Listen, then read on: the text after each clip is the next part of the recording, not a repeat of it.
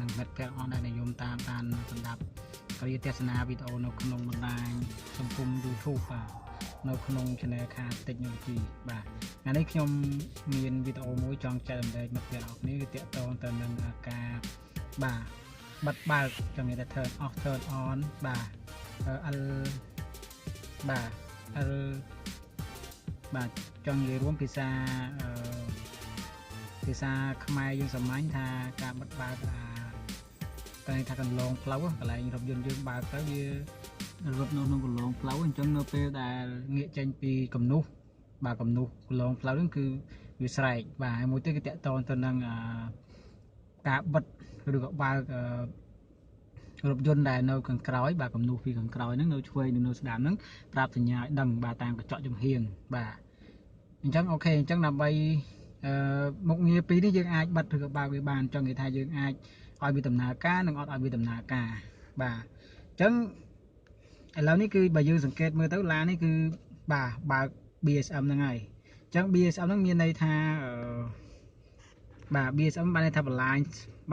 Sport Monitor បាទបន្លាញ Sport Monitor ហ្នឹងគឺដើម្បីឲ្យដឹងចង់និយាយថាចាប់សញ្ញារថយន្តដែលនៅពីក្រោយបាទនៅពីក្រោយបាទនៅគំនូសចង់និយាយថានៅកន្លងពីក្រោយរថយន្តនៅខាងក្រោយមិនថាឆ្វេងថាស្ដាំទេកន្លងពីក្រោយហ្នឹងគឺចម្ងាយប្រហែលជា5ម៉ែត្រគឺវាចាប់បានហើយវាចាប់បានគឺវាសូនៅក្នុងអេក្រង់បាទវាសូនៅក្នុងអេក្រង់តាមកញ្ចក់ចំហៀងហ្នឹងបាទអញ្ចឹងឧទាហរណ៍តែឥឡូវវាសូនេះវិញបាទសូឡើងហ្នឹងបាទអូខេអ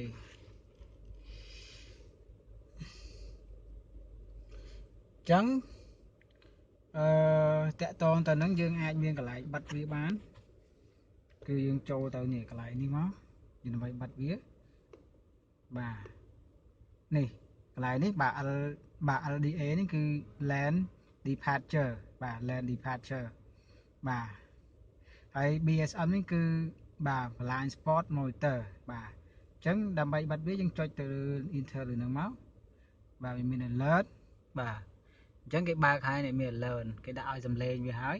បាទហើយនេះកំណត់ប្រមាណ security ប្រមាណអញ្ចឹងណាបាទអញ្ចឹងកំណត់ការកំណត់ security កំណត់សំឡេងបាទ standard on schedule បាទហ្នឹងគឺតកតងទៅនឹង lane departure ហើយ BSM នេះគឺយើងអាចបាទ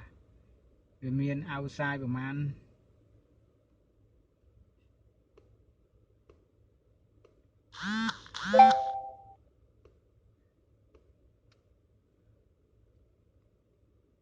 បាទអញ្ចឹងវាមាន rec BSM មាន off មាន on ណាអូខេអញ្ចឹងឥឡូវ on ទាំងពីរហើយណាអញ្ចឹងកាលយើងបើកទាំងពីរបាទ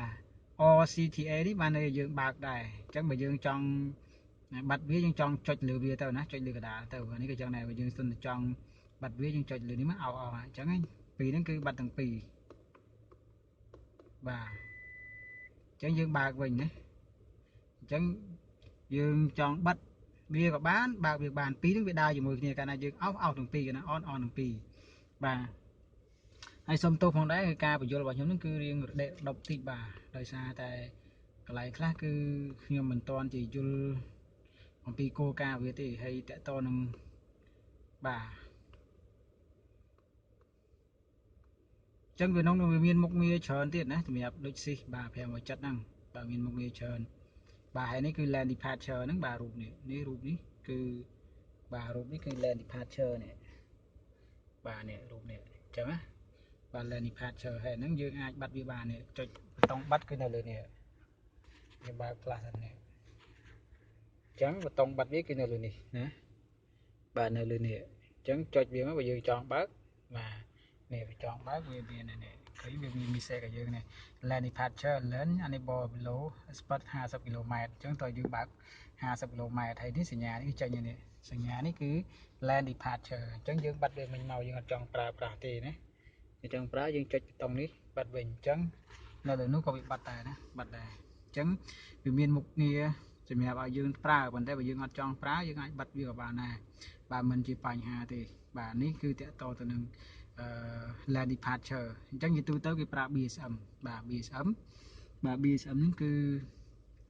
សម្រាប់ឲ្យរថយន្តដែលនៅខាងក្រោយបាទនៅខាងក្រោយយើងចង់វាចង់អីចឹងវាដឹងតែលឿនតាមរយៈកញ្ចក់ចំហៀងបាទកញ្ចក់ចំហៀងគឺមានរូបបាទឡានបាទនៅខាងក្រោយគឺវាលឿនទីបាទចឹងអរគុណច្រើនចំពោះការទស្សនាបងប្អូនទាំងអស់គ្នាបើសិនជាមានការខុសឆ្គងកន្លែងណាមួយបាទសូមមេត្តាខន្តីនៅអភ័យទោសពីសំណាក់ខ្ញុំបាទផងដែរបាទបើសិនជាបងប្អូនណាមានកម្រិតល្អៗអាច share ចែកម្លែកតាមខ្ញុំវិញតាមជា comment ក៏បានដែរអរគុណគណៈពេលនេះខ្ញុំបាទសូមគោរពលាសូមអរគុណច្រើនបាទជួបគ្នានៅវីដេអូក្រោយ